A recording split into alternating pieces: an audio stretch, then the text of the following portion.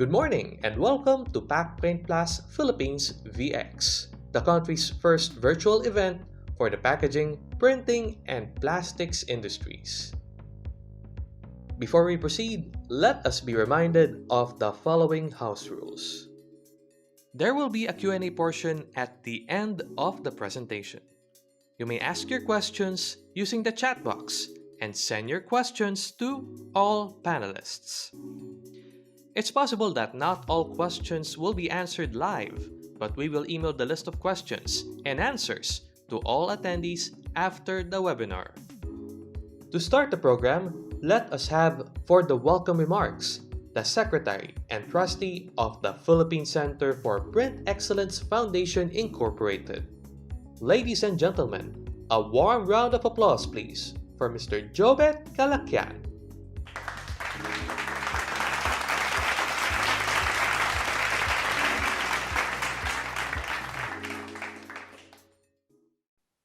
Good morning. Hope you're having a good day. First of all, I would like to thank everyone for participating in our webinar programs with the theme Business Survival Programs in the New Normal. The topic that will be presented this morning is all about the Rehabilitation and Recovery Plan for the National Capital Region, which I believe is important for us, the citizens of this country, as we are all coping and managing the effects of the pandemic so that we can all adapt to the new normal. In addition, the response programs of the regional line agencies, LGUs, the private sector, and non-governmental organizations in mitigating the pandemic are going to be discussed as well. Thank you very much to our speaker, Ms. Sheila Gail Satura Kinko, for the information that she will be sharing with us. Let us all listen and may we gain lots of learning this morning.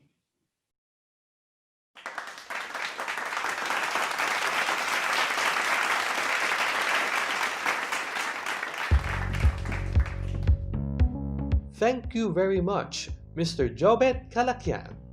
Our speaker for this session will talk about Metro Manila, moving forward towards a resilient metropolis. With us is the Acting Director 3 of the Metropolitan Development Planning Service from the Metro Manila Development Authority.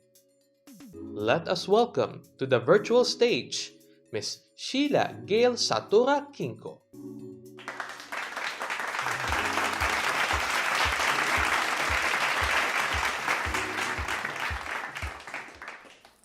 A pleasant morning to everyone. I'm Director Sheila Gail Cuinco of the Metropolitan Manila Development Authority. First of all, may I congratulate the Global Link MP Events International together with the Philippine Center for Print Excellence Foundation Incorporated for spearheading this digital forum. It is my honor and privilege to be invited here today to share with you our agency's efforts in moving Metro Manila forwards towards a resilient metropolis. As an overview, the Metropolitan Manila Development Authority, or MMDA, acting as the central planning agency of the metropolis. It is mandated to perform planning, monitoring, coordinating, and implementing functions, and to exercise regulatory supervisory authority over the delivery of metro-wide services. The agency is treated as a special development and administrative region under the direct supervision of the President. In accordance with the Republic Act 7924, MMDA mandated to provide various services to include development planning, solid waste disposal and management, flood control and sewerage management, urban renewal, zoning and land use planning and shelter services, health and sanitation, public safety, and the most critical of all, transport and traffic management. My presentation will focus in one of the mandates of the MMDA, which is the development planning, which is in charge of the preparation of different development plans, investment program, as well as the development and evaluation of different projects that has regional impact. Sample of these development plans, the MMDA completed its first regional development plan as well as the Metro Manila Greenprint 2030. which was subjected to various bilateral consultations with regional line agencies, private sector, and Metro Manila local government units. And to address the concerns on the COVID-19 pandemic, just recently, we have also completed the Rehabilitation and Recovery Plan for the NCR, in which this presentation will be more focused on. So some of you might wonder why MMDA, the agency having a concurrent function as a chair of the Metro Manila Disaster Reduction and Management Council and the vice chairperson for the Disaster Rehab and Recovery Cluster in the region, as well as the head of the Regional Task Force on COVID-19, was tasked to formulate the RRP for the NCR in accordance with the Rehabilitation and Recovery Planning Guide of the NDRRMC and the We Recover as One document, which was formulated by the Interagency Task Force TWG for anticipatory forward planning. So your next question might be, what is the RRP? The RRP provides strategic intervention for the NCR to mitigate losses from the COVID-19 pandemic and the corresponding quarantine measures, as well as to facilitate the transition to the new normal. The RRP NCR just recently approved by the RTF on COVID in NCR last September 28.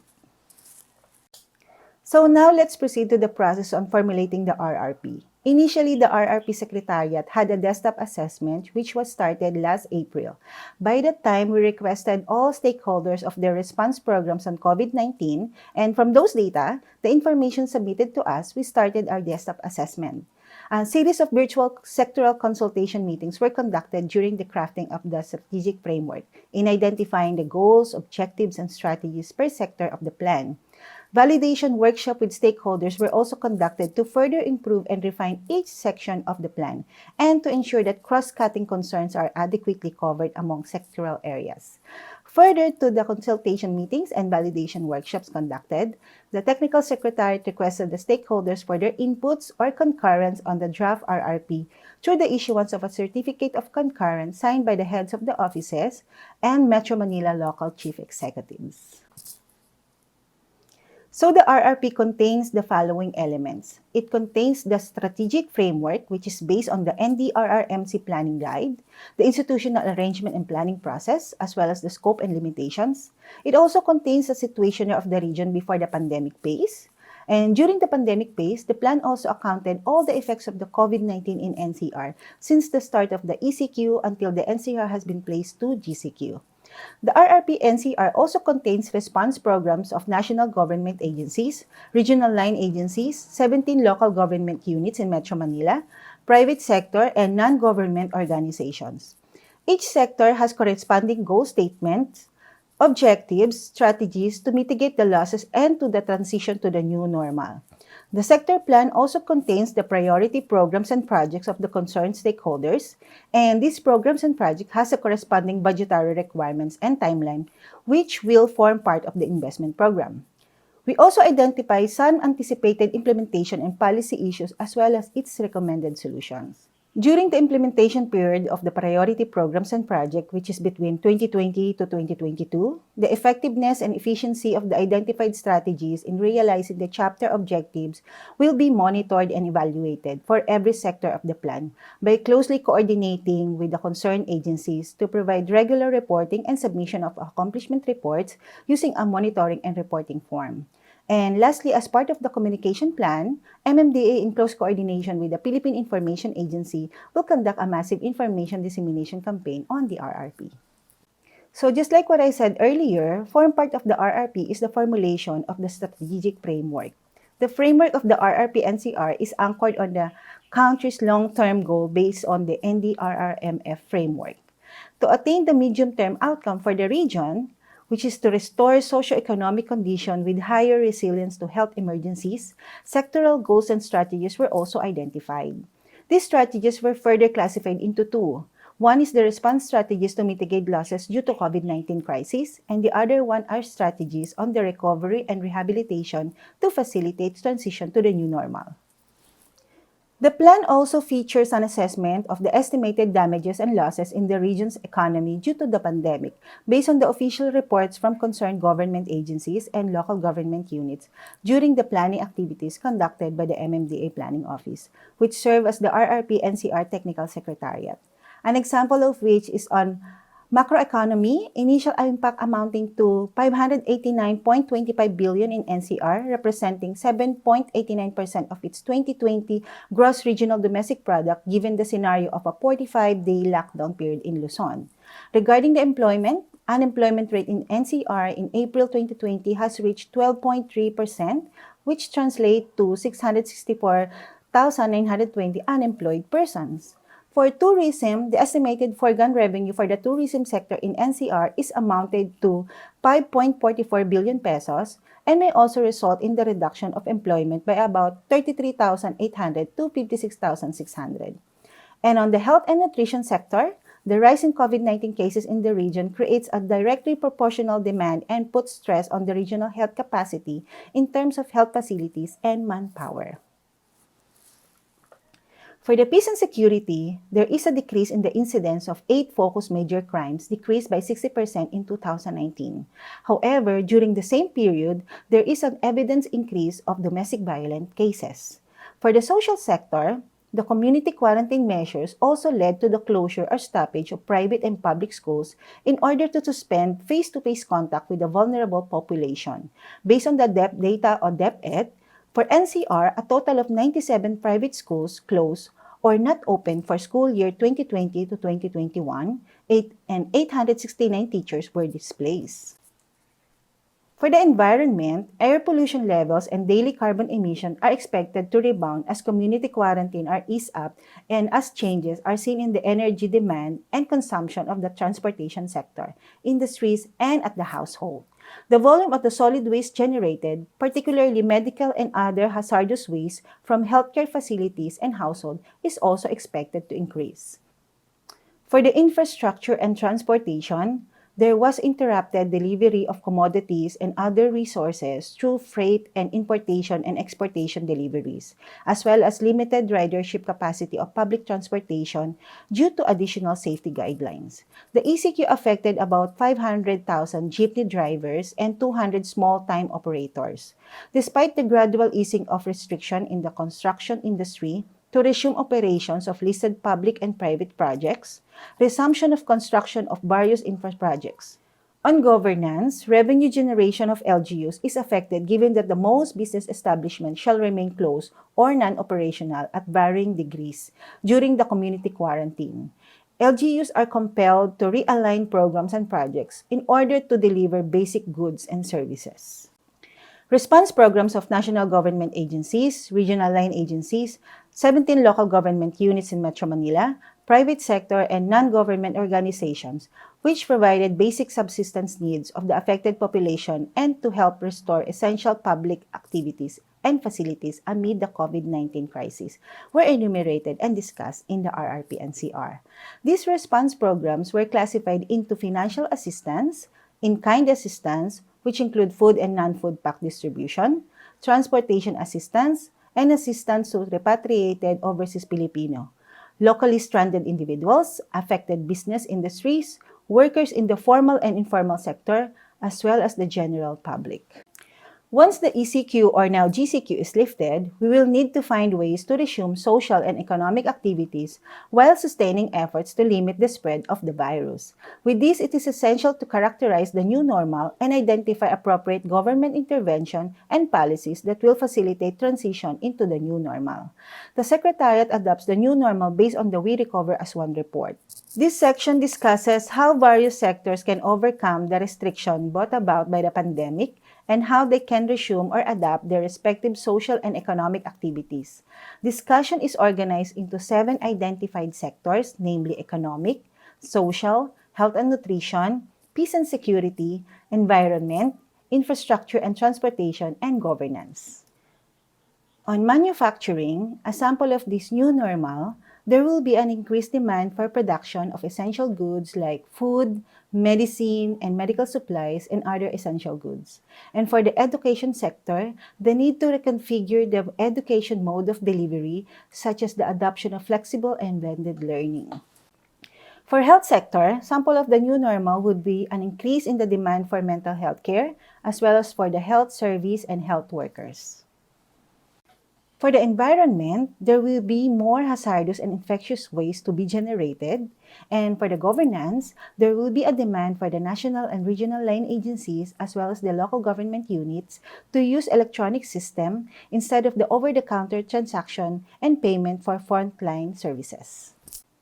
And for the infrastructure, prioritization of infrastructure projects for non-motorized transportation due to the shift to walking and cycling as modes of travel, and expansion and rehabilitation and retrofitting of healthcare facilities. So after defining the new normal, the plan also identified strategies for each sector which is form part of the sectoral plans. Each sector plans has corresponding strategies to mitigate the losses and to transition to the new normal. The economic sector focused and identified strategies for the industry, MSME, retail and e-commerce, information technology, and business process management or IT/BPM, and tourism subsectors. For the health and nutrition sector, it focused on the strengthened surveillance system, provision of quarantine facilities, protection of healthcare workers, ensure proper nutrition, and expanding telehealth system. Moreover, the social sector plan focused on four subsectors, namely social protection, labor and employment, education, and housing. Sample strategies for social sector is to strengthen the social services, and for the peace and security is to ensure cybersecurity and maximize the use of technology. For the environment, improve disposal of healthcare waste at the household or barangay level. And for the governance, promote and build capacity of LGUs and RLAs on the rehabilitation and recovery planning to ensure the continuity of essential government services in times of health emergencies and disaster. For the infrastructure and transportation sector, one sample strategy is identified specifically under transportation is to control the spread of the virus through the reduction of transmission through the implementation of stringent health and sanitary protocols, as well as reduction of contact and transportation services. And under the ICT is to fast-track the implementation of programs for ICT-enabled government to ensure greater public reach and safer, protected, faster, and reliable ICT. With regards to the MMDA response programs on COVID-19, here are some of the transportation assistance. One of which is the libreng sakay for our health workers and frontliners. We also provided transportation of returning overseas Filipinos and locally stranded individuals to quarantine sites and hotels. We also do some coordination with OWA and LGUs for the travel arrangement of stranded OFWs at PITX back to their respective provinces.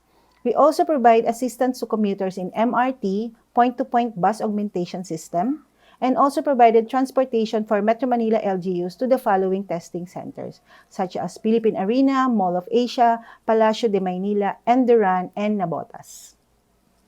Not to mention, we also provided assistance in transporting some donated items and some materials or equipment to different hospitals, LGUs, and other institutions. The Metro Manila Council still suspends the number coding and lifted the truck ban as well in order not to hamper the flow of basic goods and services in this time of pandemic. We also provide free rides in our Pasig River Ferry service for our health workers and frontliners. We also deploy some of our rescue personnel to testing centers to be able to provide assistance in swabbing and rapid testing.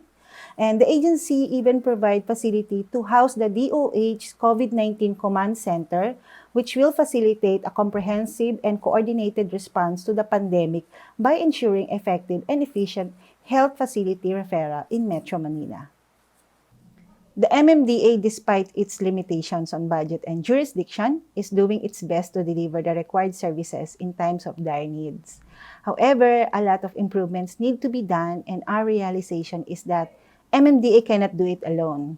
Partnership with other agencies and national organizations is important to succeed. Civil will is important. This means doing the right thing regardless how unpopular it is, with proper consultation with the people involved. People's participation and community involvement is critical. People need to be aware and involved to promote ownership and sustainability of the projects. And lastly, we can learn from the experience of cities and other countries to improve our operations, system, and procedures. Kami po sa MMDA, asahan niyo po kami kasama niyo sa pagbabago. Maraming salamat po.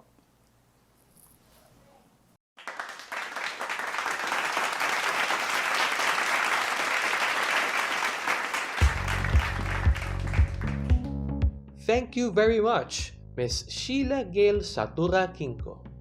Kindly stay with us for the Q&A session.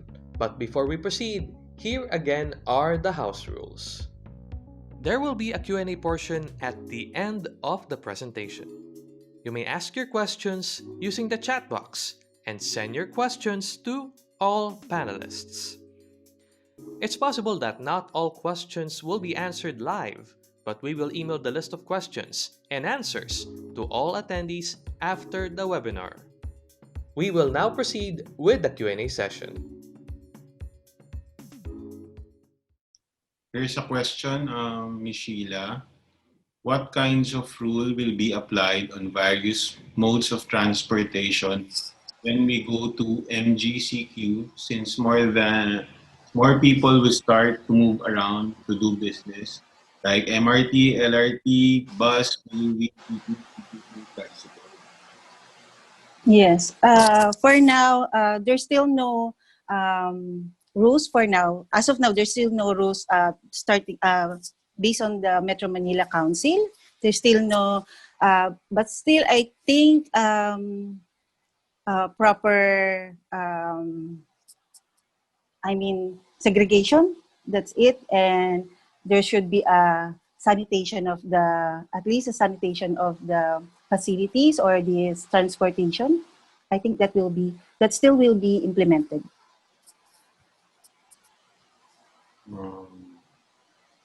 Will a travel pass be required for workers traveling to NCR, since this is the major place where they have work, whether it's coming from the north, Bulacan, Pampanga, Nueva Ecija, or from the south, Cavite, Laguna, Rizal, and Batangas? If yes, in what manner will it be issued, or will there be an expiration on the travel pass para lang mas smooth yung Yes. ng mga workers? Yes. Since the start of, I think we started September, we not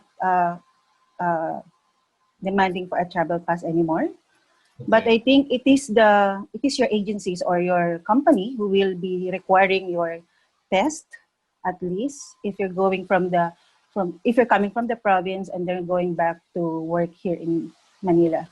That will be, but the travel pass will not be an issue. Question, Ms. Sheila. Are the Yes, LGUs still requiring their citizens especially from the provinces, to get travel pass para lang, para lang medyo mas streamline yung mga rules, dahil kasi syempre it's also a concern for people, dahil kasi if they get travel pass, daming taong pupunta na naman sa mga barangay. Sir, as far as I know, Metro Manila LGUs doesn't require that. For the case of GCQ, and now we're going to MGCQ, we don't apply any travel pass. Ito, I think, is very relevant for the people in Metro Manila. How will the traffic congestion in EDSA be addressed? Example, the bottlenecks due to the flying cars. Doon talaga nagba-bottleneck in EDSA. Yes po. The traffic congestion po, honestly, ito personal opinion din ko to, sobrang congested na po talaga. Ang problema po namin is high volume of vehicles. That's it. That's the main issue here. Even if we lift the coding or not, still the volume of the vehicle is the main cause for this. And for the bottlenecks, where the Traffic Engineering Center is applying some improvements, like if it's going to, like in a certain intersection, if the intersection will be closed and the U-turns that will be open, this will cause they making some schemes on this. They're trying to make it on a certain area. They're trying to make it. They're trying to decongest some area they're using an application to test if this gonna work, if a certain intersection will be closed or if a U-turn will be closed or not. Like for example, yung EDSA. Yes, sir. I think the speed limit in EDSA is masyadong mabagal for the volume of traffic. Especially, kunyari, yung mga time na maluwag pa yung EDSA, daming nagde-drive kasi na napapansin ko na they drive too slow and they cause the traffic congestion. Can we not do anything para maayos yung ano na yun? Because syempre if one car or two cars drives too slow, the volume of traffic automatic babagal kasi volume na kagad natin is marami. Sir, still pa rin it's not the speed that's the issue. It's the number. Yeah. It's the EDSA has been more capacity. It's beyond the limit of its capacity. Overcapacity na talaga yung EDSA, sir. So, we have a plan before na magkaroon ng decongestion rate sa EDSA.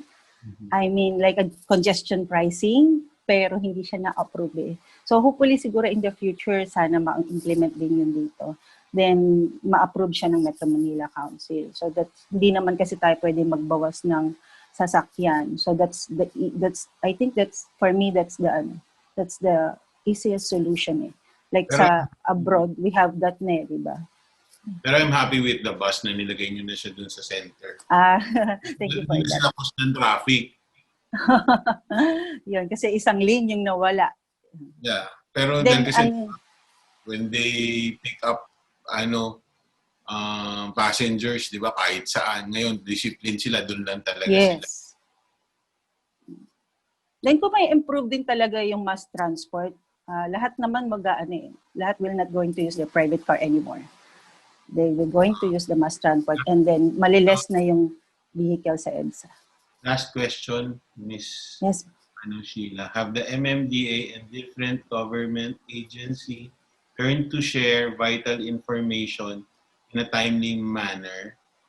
Is there a better way for LGUs to do contract tracing, like using QR code na all citizens will be given one para no more time to register on every whether shopping center or na centralized na for the whole Philippines. Is there a plan to do that? I'm not aware of that, sir. Pero we have the DOH contract, DOH 1 hospital. I think lahat ng contract tracing from the LGUs in Metro Manila naka-lodge na doon. So lahat naka-computerize, lahat kung meron man nag-positive doon sa certain LGUs, itatawag lang yun. Yun eh, parang naka-central database na sila po doon. Like I think yung di ba, yung Valenzuela has their own QR codes. Pero hindi ba pwede LGUs na centralized na yun? Yun nga sir, yung sa one hospital, okay. I think baka yun yung, I'm not sure pero kasi yung one hospital is, pag may tumawag sa kanila na may nagpa-positive dun sa isang LGU, itatawag na kagad dun sa one hospital, which is manned by the DOH. Pwede pa ba akong Miss Sheila ng last question? Yes, sir. Assuming that we have 1 or 2 day projects outside of the NCR, whether Cavite, Laguna, or Bulacan, that require back and forth travel to NCR, what do we do? What do we need in terms of travel? Sir, like what I said earlier nga po, hindi na po tayo nanghihingi ng travel pass. Unless ni-require ng company. Or unless ibaba ulit to another... Yes. Kung tataas ulit tayo. Yeah. But yung IEF travel, yung DTI, travel yung code, that is still, di ba? live hanggang December pa siya, di tama ba? Yes. Pero sa Pwede mong gamitin ordinary citizen. na i-stricter yung rules again. Yeah. If ever kunyari mabalik tayo sa MECQ, yeah, magre-require ulit ng travel pass. Pero for now na bumalik tayo sa GCQ, wala na po. Okay. I think there's no more question. Thank you, Ms. Sheila, and thank you to Thank everyone. you. Due to the time given to us, we need to end the Q&A session. All questions will be emailed and answers to all attendees of this webinar. Thank you so much. Thank you, Ma'am Sheila. Thank you. Thank you, everyone. We have another webinar session from the show's official exhibitor. It will happen at 2:15 p.m. later. Stay tuned.